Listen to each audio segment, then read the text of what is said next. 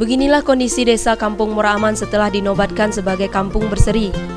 Melalui program peningkatan sinergi antar instansi dari program Polri melalui Polres Lebong, Polda Bengkulu, serta Polsek jajaran memprakarsai pembentukan kampung berseri di 2 desa yang ada di Kabupaten Lebong. Untuk di Kabupaten Lebong ada 2 desa sebagai kampung berseri, yakni Desa Karanganyar dan Desa Kampung Muara Aman. Kemudian salah satu desa yang mendapat gelar kampung berseri yakni Desa Kampung Muara Aman, Kecamatan Lebong Utara, yang terbentuk dari kerjasama antar Polres Lebong bersama dengan TNI. Saat ini anggota Polres, Polsek bersama dengan camat dan kepala desa setempat tengah mempersiapkan berbagai langkah-langkah. Persiapan mulai dari posko, spanduk, dan fasilitas kesehatan untuk kunjungan dari Kapolda Bengkulu ke kampung berseri di Kabupaten Lebong. Hingga saat ini, proses yang sudah dipersiapkan oleh Desa Kampung Muara Aman sendiri sudah mencapai tahap 85%.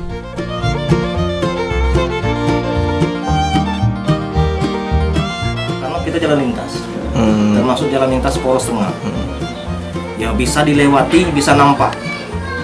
Ya, contoh ada banyak desa-desa seperti Kampung Dalam, Gandung, Lebong Tambang, Ladang Palembang, termasuk Desa Nangayaman, Kecamatan Lebong Utara.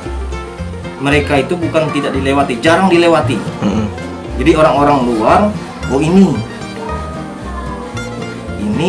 desa sebagai percontohan. Karena kita dilewati terus.